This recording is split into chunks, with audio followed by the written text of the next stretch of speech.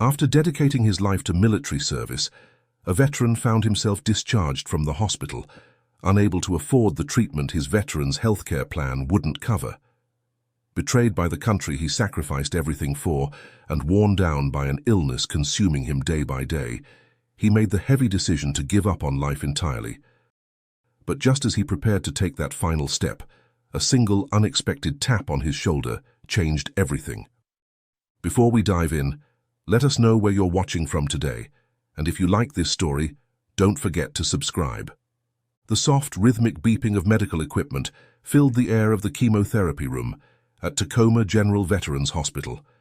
Jack Harris sat slumped in a worn, faux leather recliner, his 54-year-old body seeming to sink into the cushions as if trying to disappear.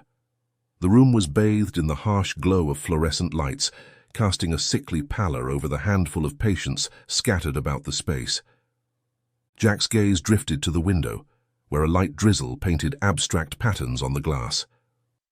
The gray skies of Tacoma, Washington, matched his mood perfectly. He watched a raindrop make its meandering path down the pane, his mind wandering as the toxic cocktail of chemotherapy drugs dripped steadily into his veins. As he sat there, Jack's thoughts drifted back to his days in the Gulf War 1991, more than 5 decades ago, but the memories came unbidden, as vivid and visceral as if they had happened yesterday. He could almost taste the gritty sand on his tongue, feel the scorching desert sun beating down on his skin. But it wasn't the heat or the sand that haunted him most. It was the smell. The thick, cloying stench of the burn pits, massive open-air fires used to dispose of everything from plastics to chemicals and even human waste. The memory of those toxic fumes made his lungs ache, a constant reminder of the price he had paid for serving his country. Jack closed his eyes, trying to push away the images, but they persisted. He saw himself standing near areas contaminated with depleted uranium, the invisible danger seeping into his bones and blood. At the time, he hadn't known the true cost of his service. Now, as he sat tethered to an IV drip in a sterile hospital room, that cost was becoming all too clear. A fit of coughing racked his body, causing several other patients to glance his way, with a mixture of sympathy and discomfort. Jack fumbled for the paper cup of water on the small table beside him, his hands shaking as he brought it to his lips. Jack's mind wandered to the day he had first been diagnosed with cancer. He remembered sitting across from the oncologist, Dr. Alan Matthew, a kindly man with graying hair and tired eyes. The doctor's words still echoed in his mind. Your prolonged exposure to toxic fumes and radiation has been linked to your respiratory issues and non-small cell lung cancer growth. It was a clinical way of saying that his service had slowly poisoned him, an occupational hazard, people would say. Jack had sat there, stunned, as the doctor continued to speak, explaining treatment options and survival rates, but all he could think about was the bitter irony of it all. He had survived the war only to find himself fighting a new battle years later, one that was just as deadly, but far more insidious. The sound of the door opening broke Jack from his reverie. He looked up to see Dr. Matthews entering the room, a clipboard clutched in his hands and a grave expression on his face. Jack straightened in his chair, wincing at the pull of the IV in his arm. He had been coming to these chemotherapy sessions for months now, but the sight of Dr. Matthews still sent a jolt of anxiety through him. The oncologist made his way across the room, his footsteps echoing in the quiet space. As he approached Jack's chair, the other patients in the room seemed to fade into the background, leaving Jack feeling isolated and exposed. Mr. Harris, Dr. Matthews began, his voice low and measured. I have some updates on your condition. Jack nodded, bracing himself for more bad news. He had grown accustomed to disappointment over the years, but it never seemed to get any easier. He watched as Dr. Matthews pulled up a nearby stool, the metal legs scraping softly against the linoleum floor. The doctor sat down, bringing himself to eye level with Jack. There was a moment of silence as Dr. Matthews seemed to gather his thoughts. I'm afraid the chemotherapy hasn't been as effective as we'd hoped, he said, his tone gentle but direct. However, we've conducted some new tests from the sample we collected earlier, and it appears that the type of cancer you have is different from what we initially thought. Jack's heart raced, the steady beep of his heart monitor increasing in tempo. "Different?" he asked, his voice barely above a whisper. "How?" Dr. Matthews took a deep breath, his eyes meeting Jack's with a mix of professional detachment and genuine concern. "Further tests have revealed that you actually have Hodgkin's lymphoma instead of non-small cell lung cancer. The good news is that Hodgkin's lymphoma actually has a higher survival rate." For the first time in months, Jack felt a glimmer of hope flicker in his chest. It was small, fragile, but undeniably present. That's good news, right?"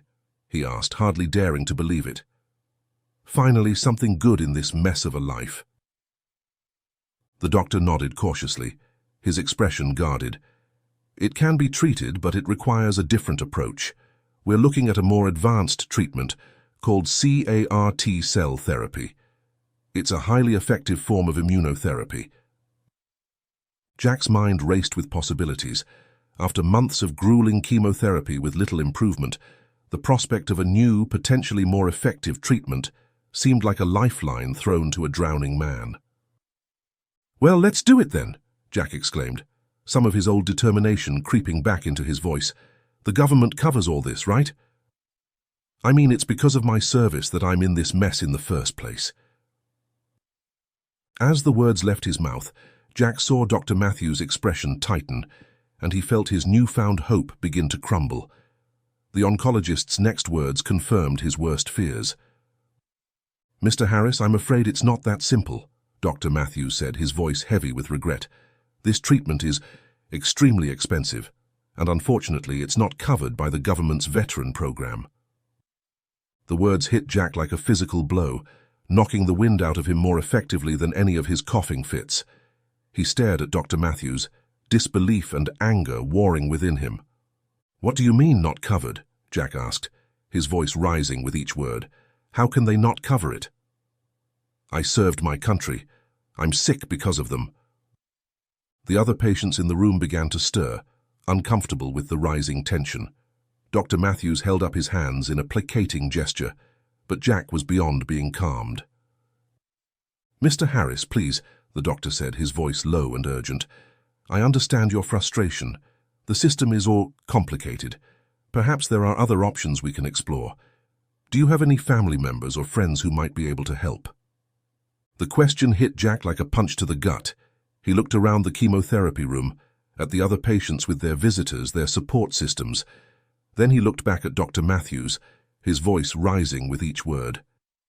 "Have you seen anyone visit me in all these months, Doc?" "Anyone at all.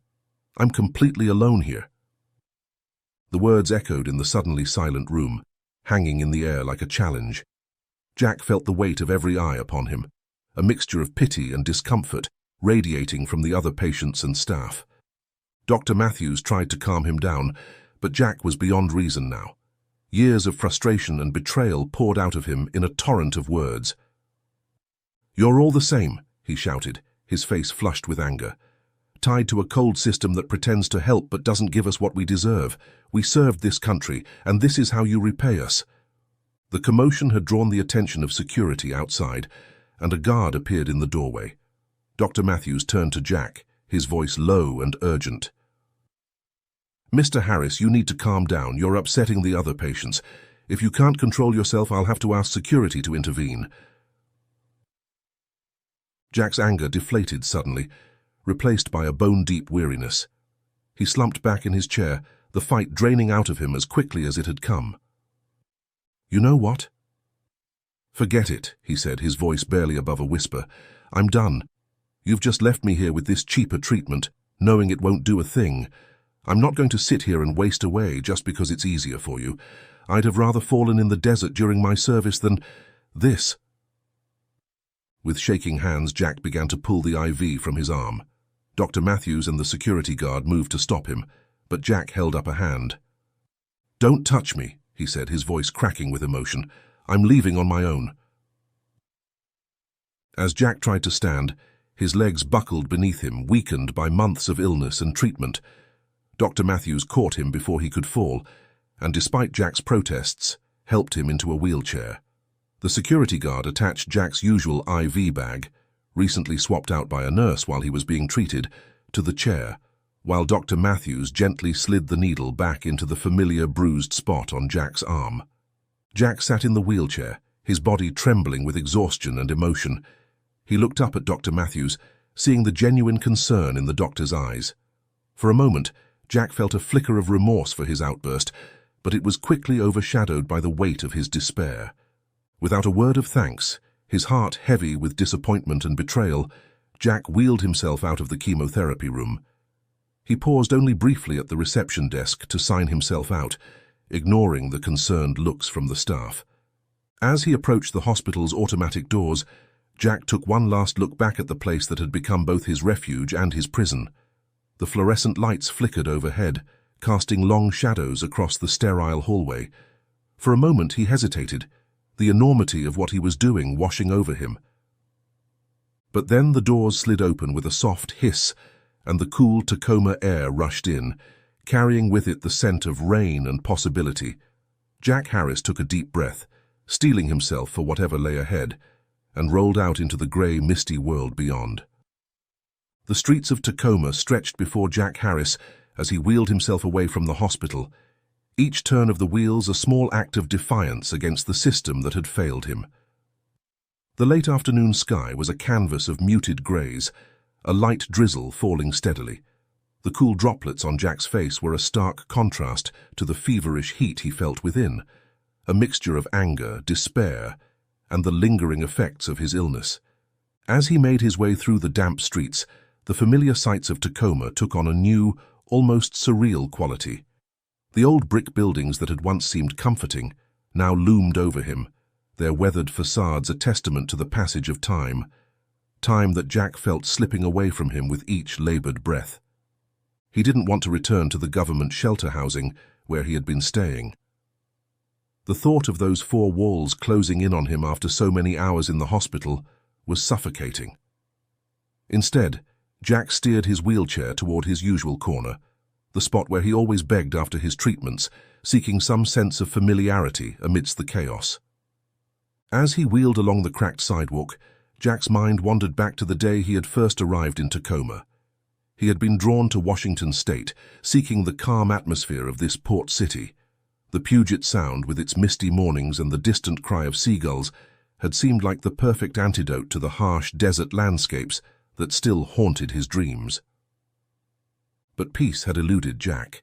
The PTSD that followed him from the war made it difficult to hold down a job.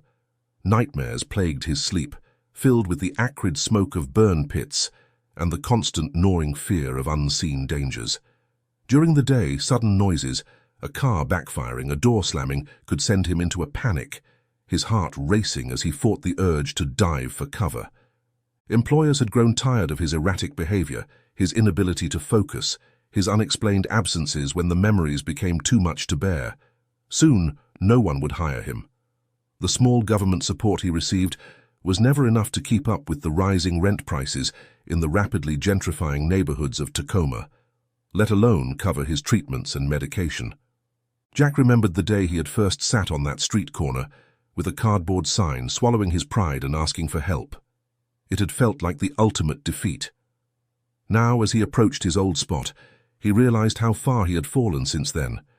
The abandoned shop window where he used to prop his sign was still there, its dusty glass a testament to the passage of time. Faded posters advertising long-past events peeled at the corners, creating a collage of forgotten promises. Jack reached behind the loose brick where he had always hidden his supplies and pulled out the worn piece of cardboard. The faded words, "Veteran needs money for food, God bless," stared back at him, a relic from a time when he still had hope. Positioning his wheelchair near the window, Jack held up the sign and placed his old begging cup on his lap. The foot traffic was light, the dreary weather keeping most people indoors. Those who did pass by seemed to hurry along, collars turned up against the rain, eyes fixed on the ground or distant horizons. An hour passed, feeling like an eternity. Jack had received a few donations, a handful of coins, a crumpled dollar bill. Some people dropped their offerings into his cup with a muttered, "Thank you for your service," before hurrying on their way. Each expression of gratitude, however well-intentioned, felt like a knife twisting in Jack's gut. They reminded him of his time in the service, of the sacrifices he had made, and of how thoroughly the system had failed him now. As the bitter feeling grew within him, Jack felt a sudden urge to make a statement, to force people to confront the reality of his situation. With trembling hands, he flipped over his cardboard sign and pulled out the marker he always carried. In angry letters he wrote, "Betrayed by the country I served." The reaction was immediate and harsh. The trickle of donations dried up completely. People who had previously offered sympathetic glances now looked at him with suspicion or outright hostility. A man in a crisp business suit, his shoes gleaming despite the rain, sneered as he passed. "Get a job like the rest of us," he spat. "Veterans aren't special." A group of teenagers huddled under a shared umbrella sniggered as they walked by. One of them called out, "Nice try, faker." Real vets don't whine like that. Their laughter echoed off the wet pavement, each chuckle a fresh wound to Jack's already battered spirit. The worst came when a middle-aged woman stopped in front of him, her face contorted with anger. Her umbrella tilted, sending a stream of cold water directly onto Jack's sign. "How dare you?" she hissed, her voice trembling with rage. "My son is serving right now, and he'd never disrespect his country like this." She kicked at his wheelchair before storming off, leaving Jack stunned and humiliated. As the afternoon wore on, the rain intensified. Jack's clothes were soaked through, his body shivering uncontrollably. The IV bag hanging from his wheelchair was nearly empty, a stark reminder of his fragile health. He looked down at his cup, now holding nothing but rainwater, and felt the last shred of his hope wash away.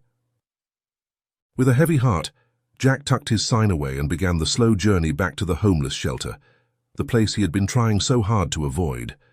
The streets seemed longer on the way back, each push of his wheelchair wheels a monumental effort. His arms throbbed, coated with grime that clung to his skin from the rain, and his breathing grew ragged, the damp air thickening in his lungs like a weight he couldn't shake. As he approached the shelter, Jack looked up at the nondescript building that had become his home. The peeling paint and barred windows spoke of years of limited resources. It wasn't much, but it was all he had left. With a deep sigh, he wheeled himself inside, the automatic doors closing behind him with a soft hiss, sealing him off from the world that had rejected him once again. The stark fluorescent lights of the shelter's entrance assaulted his eyes, a harsh contrast to the grey gloom outside. The familiar smell of industrial cleaner and stale air enveloped him. The chemical scent somehow always reminded him of the burn pits. As Jack made his way down the corridor to his room, he felt the weight of his failure pressing down on him, heavier than any rucksack he had ever carried in the military. His room, when he reached it, was as he had left it, small, sparse and impersonal. A narrow bed with thin sheets, a battered dresser, and a small window that looked out onto a brick wall. This was what his life had come to, a far cry from the dreams of honor and purpose that had led him to enlist all those years ago. As Jack transferred himself from the wheelchair to his bed, his body protesting every movement, he wondered how things had gone so wrong. He had served his country faithfully, had been willing to give his life if necessary. And now, here he was, sick, alone, and discarded by the very nation he had sworn to protect. The rain continued to fall outside, its steady patter against the window a melancholy soundtrack to Jack's thoughts.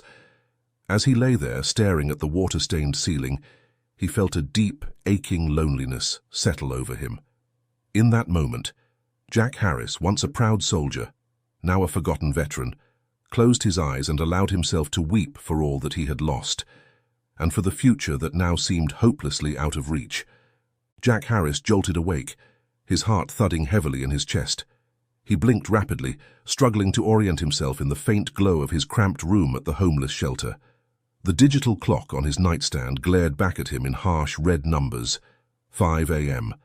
Letting out a sigh, Jack realized he'd been asleep for over 10 hours. It had to be the chemotherapy again. He recognized the exhaustion all too well. But now he knew sleep wouldn't return. Forcing himself upright, his joints protested with every movement, a harsh reminder of the toll his illness and treatments had taken on his body. The soft ray of dawn filtered through the thin curtains, casting soft hue across the room. Jack's gaze fell on the rickety nightstand beside his bed, where a small silver picture frame caught the pale light. With trembling hands he reached for it, bringing it close to his face in the darkness. The photograph within was worn and creased, but the image was still clear. A younger, healthier Jack stood with his arm around a beautiful woman, with kind eyes and a warm smile. Mariah Harris, his wife, who had passed away years ago. Jack traced her face with his finger. "Mariah," he whispered, his voice trembling with emotion. "I'm so sorry, my love. I'm so sorry for what I'm about to do." He pressed his lips gently to the photo, the cold glass sending a shiver through him. I don't have the strength anymore. I need to see you again. You have to understand. I know you're watching me from up there." With great care, Jack removed the photograph from its frame. He held it for a long moment as memories washing over him. Then, with a heavy heart, he tucked the photo into the inside pocket of his jacket. The same worn jacket he wore to the hospital and to sleep. Jack turned to gaze out the small window of his room next to his bed, peering through the gaps between the perforated bricks.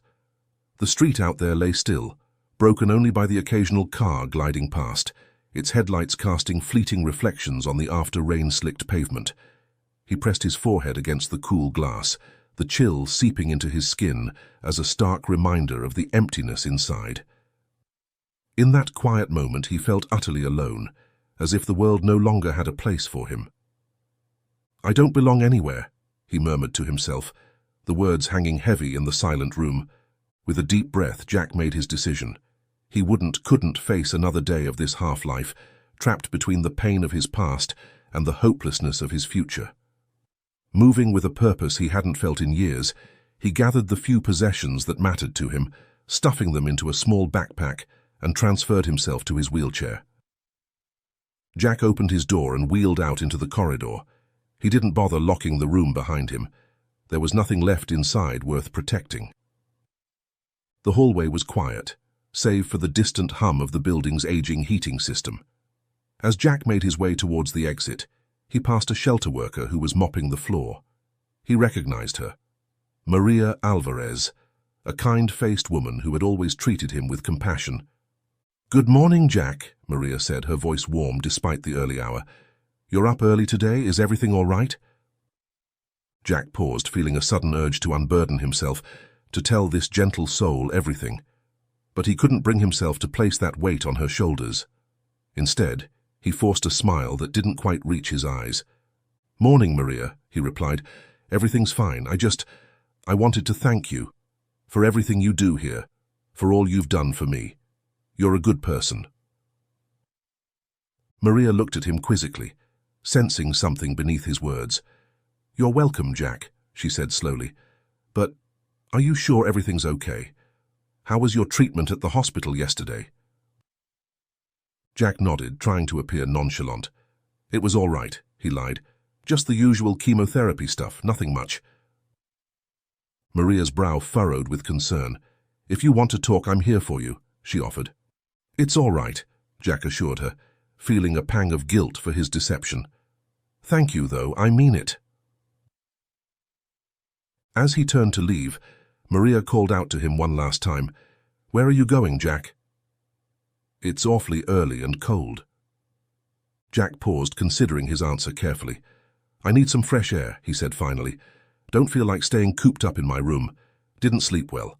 I'll be at my usual place near the bay." Maria nodded, still looking worried.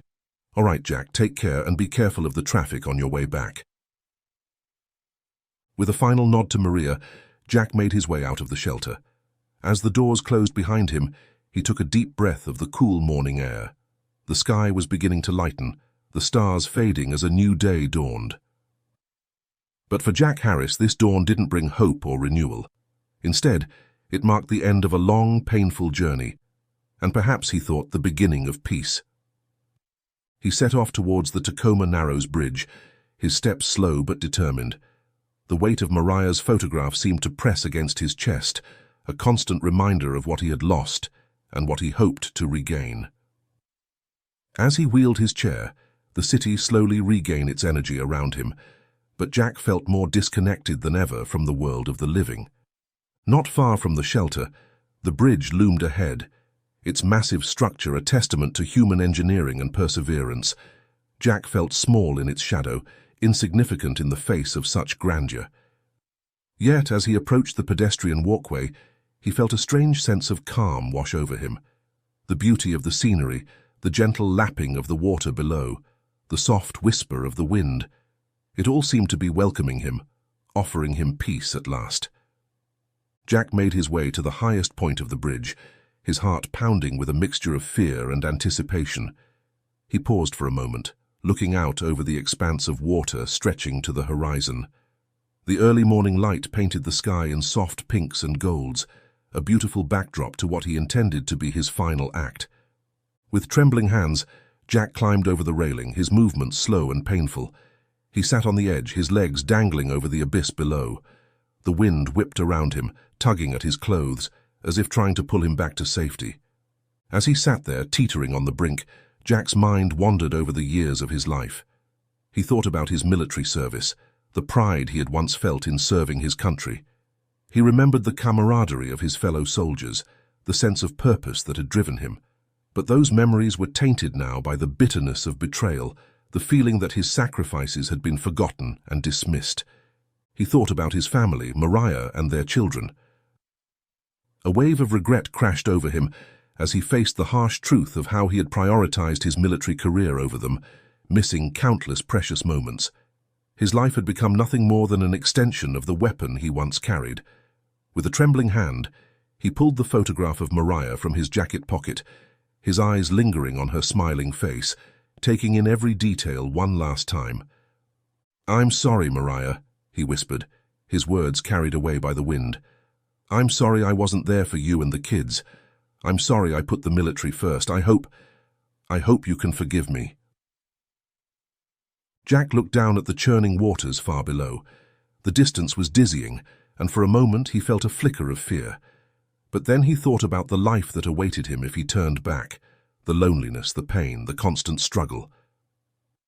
He closed his eyes, took a deep breath, and prepared to let go. "God," he murmured, "if you're listening, I hope you can forgive me too." Just as Jack was about to lean forward, he felt a sudden tap on his shoulder. The unexpected touch startled him, and he nearly lost his balance. His heart leaped into his throat as he teetered on the edge, certain that this was the end. But then he felt strong arms wrap around him, pulling him back from the brink. He found himself cradled in someone's embrace, his feet touching solid ground once more. The rush of adrenaline made his head spin, and his heart pounded so loudly he could hear it in his ears. Disoriented and confused, Jack looked up at his rescuer. Through the haze of shock and surprise, he saw a woman's face looking down at him, her eyes wide with concern and something else. Recognition. "Dad," the woman called out, her voice quivering with emotion. "Dad, I'm here." The second time, her voice cut through the haze, clearer, more familiar, reaching deep into him.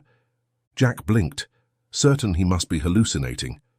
But as his vision cleared and his mind began to process what was happening, he realized he recognized the woman. It was a face he hadn't seen in years, a face he had convinced himself he would never see again. "So, Susie," he stuttered, his voice barely above a whisper, "is that you?" His daughter nodded, tears streaming down her face as she held his arms, locking it with hers.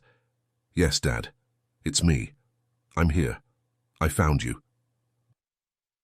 As the realization of what had just happened washed over him, Jack felt a wave of emotions so intense it threatened to overwhelm him.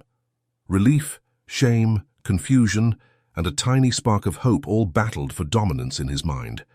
Susie helped him to his wheelchair that he left nearby, her arm around his waist supporting his weakened body. She pushed the wheel away from the railing, each step taking them further from the precipice. As they reached the safer section of the bridge's pedestrian walkway, Susie came to a halt and turned to face him. She knelt beside him, her hands clasping his with a desperate firmness, as though letting go might cause him to slip away forever. Why? Jack struggled to form coherent thoughts, overwhelmed by the sudden turn of events. Susie brushed his shoulder gently. It's okay, Dad. We can talk about everything later. Right now, I need to know if you're hurt. Are you injured? Jack patted himself down, still in a daze. Despite the close call, he seemed to be physically unharmed. I think I'm okay, he said finally. But I can't believe it's really you. Dad, she said softly, I've been looking for you for so long. I have so much to tell you, so many questions to ask. But right now, let's just get you somewhere safe, okay? Jack nodded, still stunned by the sudden appearance of his long-lost daughter. As Susie began to guide him off the bridge, he felt a strange mixture of emotions wash over him. Confusion, relief, hope, and a tiny spark of something he hadn't felt in years, the possibility of a future. The sun had fully risen now, painting the sky in brilliant shades of orange and pink. Jack Harris realized that this day, which had started with such despair, might just be the beginning of something new. The cool morning air seemed to clear his mind, and a flood of questions rushed in to fill the void left by his fading despair. They found a quiet spot near the bay, away from the increasing traffic and curious onlookers. A weathered wooden bench overlooking the water provided a place for them to sit and gather their thoughts. For a long moment they sat in silence, both struggling to find the right words to bridge the years of separation. The gentle lapping of waves against the shore provided a soothing backdrop, a stark contrast to the tumultuous emotions swirling within both father and daughter. Seagulls cried overhead, their mournful calls seeming to echo the pain and longing that hung in the air between Jack and Susie. Finally, Susie spoke, her voice soft and tinged with a mix of relief and lingering fear. Dad, I can't believe I found you. It feels like some kind of miracle. Jack turned to look at his daughter, really seeing her for the first time. She had grown into a beautiful woman, with echoes of her mother in her eyes and the set of her jaw. But there was a weariness there too, a testament to the years she had spent searching for him. How did you find me? Jack asked, his voice hoarse with emotion. And why? After all these years. Susie took a deep breath, gathering her thoughts. The morning breeze ruffled her hair, carrying with it the salty scent of the bay. I've been searching for you ever since we realized that you disappeared, she began, her eyes never leaving her father's face. We looked everywhere in Texas, but it was like you'd vanished into thin air. I never gave up, though. I've been checking shelters and hospitals across the country, showing your picture, hoping for any lead. Jack felt a pang of guilt wash over him, as palpable as the chill in the air. I moved here to Washington after my service ended, he admitted, his gaze dropping to his hands, weathered and trembling in his lap. I was drawn to the calm of Tacoma. I thought it might help with the nightmares, the PTSD. Susie nodded, understanding in her eyes. But why did you leave in the first place, Dad? Why didn't you come home to us? Jack's shoulders slumped as the weight of his past decisions pressed down on him. The distant sound of a foghorn echoed across the water, its mournful tone matching the ache in his heart. I was ashamed, Susie, he confessed, his voice barely above a whisper. After the war, I was a mess, the PTSD, the nightmares. I couldn't hold down a job. I felt like a burden. He paused, swallowing hard against the lump in his throat. One day I saw you and Micah with your mother. You all looked so happy, and I convinced myself you were better off without me. Tears welled up in Susie's eyes, spilling over and tracing silvery paths down her cheeks. Oh, Dad, she said, her voice choked with emotion. We were never better off without you. We missed you every day. A thought suddenly struck Susie, and she turned to Jack closely, her eyes wide with a new kind of pain. Dad, did you know about Mother? Jack's expression darkened, a shadow passing over his face. You mean that she passed away? Yes, I knew. He nodded slowly, the memory washing over him like a wave of grief. I was on the streets, still in Texas, when I heard. A homeless friend told me someone had died, and when he took me there, it was our house, it was Mariah. His voice broke as he continued. I blamed myself for everything. For leaving her, for not being there when she needed me. My PTSD was at its worst then, and I couldn't face you kids. I couldn't even attend her funeral. But why didn't you come back to us after that, Dad? Susie asked, her voice pleading. We needed you. Jack shook his head, shame written across his features. The weight of his decisions seemed to press down on him, as heavy as the grey sky above. I was a coward, Susie. I convinced myself that I'd already ruined your lives by leaving, that coming back would only make things worse. So I left Texas, came here to Tacoma, thinking I could start over. But I just ended up on the streets again.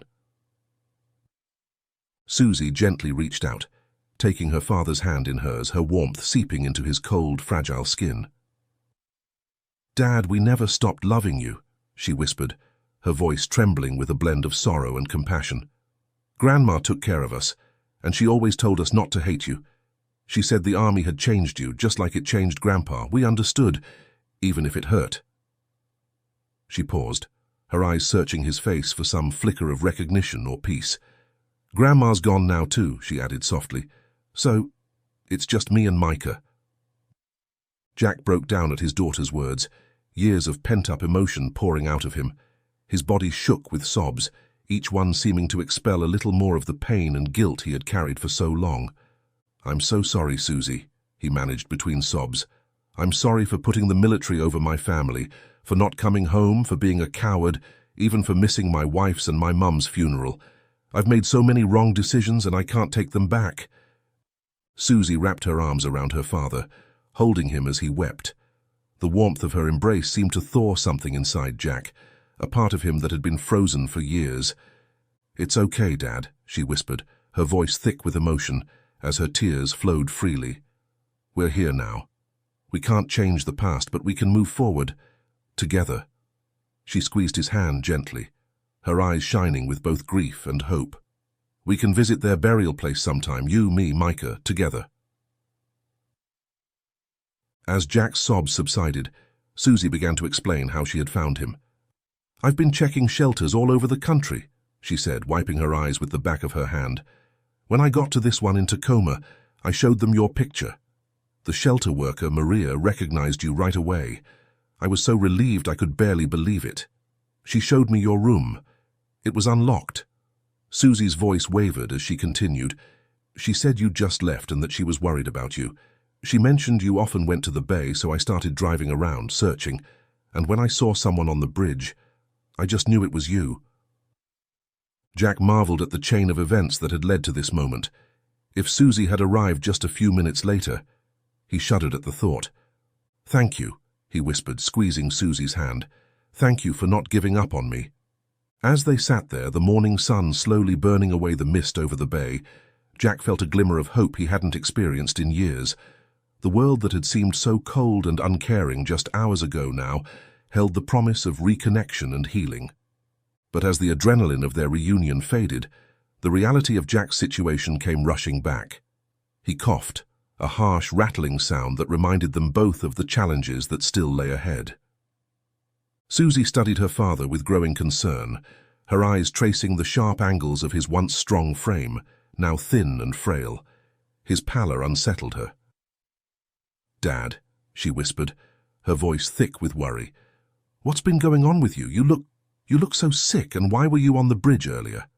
Jack nodded slowly, knowing it was time to face the truth of his condition. There's a lot we need to talk about, Susie. A lot has happened, and, well, things aren't good. But maybe, with you here, maybe there's hope after all. What do you mean? She asked. The morning sun had risen higher in the sky, burning away the last wisps of fog that had clung to the bay. The cry of the gulls and the distant hum of the awakening city provided a backdrop to their reunion. Jack turned to face his daughter, noting the worry in her eyes. It was a strange feeling, being the cause of such concern after so many years of solitude. I've got cancer, he said, his voice barely above a whisper. The doctors initially diagnosed me with lung cancer, but after more tests yesterday, they found out it's actually Hodgkin's lymphoma. They said it was due to the exposure to hazardous chemical during my time of service. There were these things called burn pits. Susie's hand flew to her mouth, her eyes widening with shock. I know about the burn pits. I'm so sorry, Dad. What kind of treatment are you getting now? Jack's expression darkened, a bitter smile tugging at the corners of his mouth. That's the thing, honey. The treatment I need, it's not covered by the government. They'll only pay for chemotherapy, which hasn't been working. The doctor told me about this advanced treatment called CAR T-cell therapy, but it's incredibly expensive. As he spoke, Jack could see the emotions playing across Susie's face. Familiarity with how the system worked, sadness, and then a growing anger. "This is unacceptable," she said, her voice tight with suppressed fury. "After everything you've been through, everything you've given for this country." Jack shook his head, a lifetime of disappointment evident in the slump of his shoulders. "That's what I've been asking myself for years. It feels like the system has betrayed me at every turn." He paused, looking at Susie with a mixture of gratitude and wonder. "But you know what? Seeing you here now, knowing that you've been searching for me all this time, it makes me realize that while the system may have failed me, my own daughter, who I left behind, has saved me." Susie wiped away a tear that had escaped down her cheek. She straightened up, a determined look replacing the sorrow in her eyes. "Dad, listen to me. This isn't going to be a problem anymore. I've done well for myself over the years. I'm actually on the board at MD Anderson Cancer Center in Houston," she said. A faint smile tugged at the corners of her lips. "Well, the youngest one, though." Jack's jaw dropped in surprise, his eyes widening. "You're... what? Susie, that's incredible." She nodded, a small smile playing on her lips.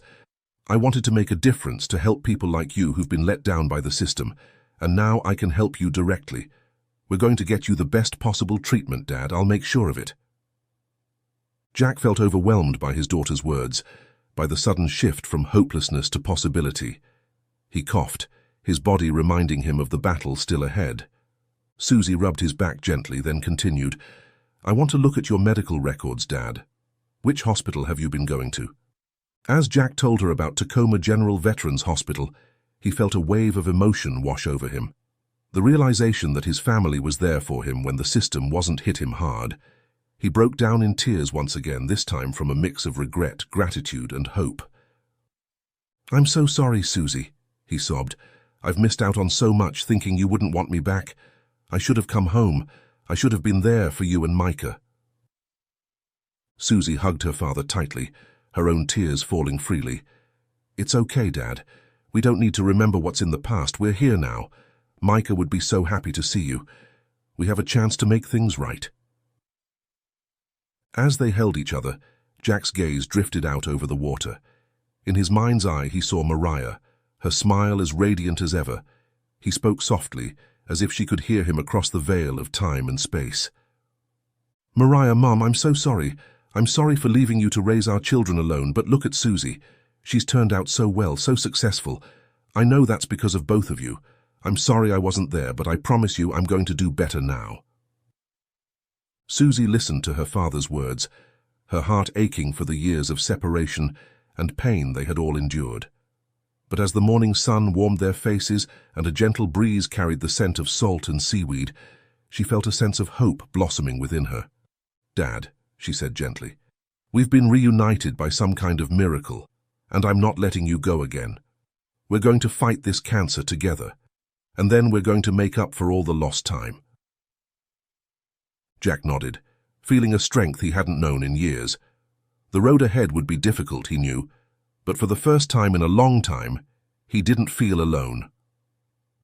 As they sat there, the sound of the waves a constant reminder of the ebb and flow of life, Jack Harris felt the stirrings of a new chapter beginning. The story of his life, which he had thought was nearing its end, was instead taking an unexpected and hopeful turn. The morning air grew warmer, and Susie noticed fatigues in Jake's face slightly. "We should get going, Dad. It's getting hot. How about we head to the hospital? Let me talk to the staff there. I can get your medical records sorted out." She gave him an encouraging smile.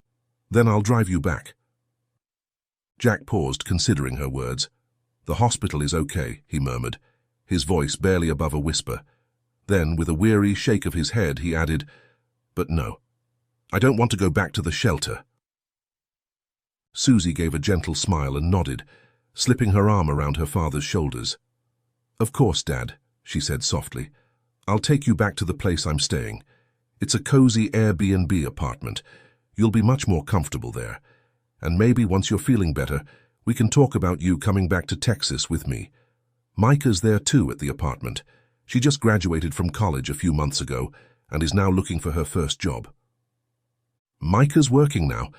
Jack gave a faint nod, his tired eyes softening.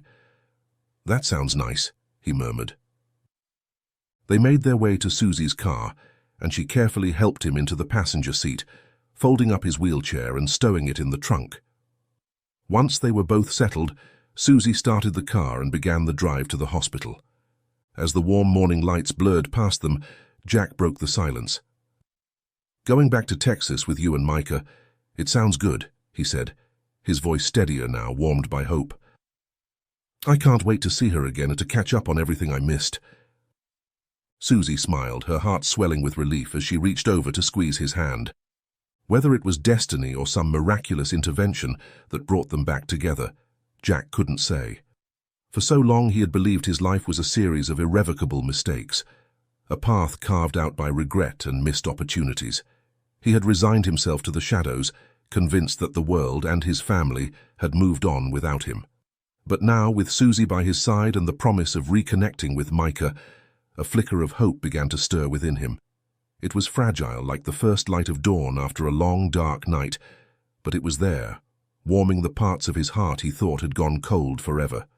As they pulled up to Tacoma General Veterans Hospital, Susie switched off the engine and turned to her father, her eyes glowing with steady resolve.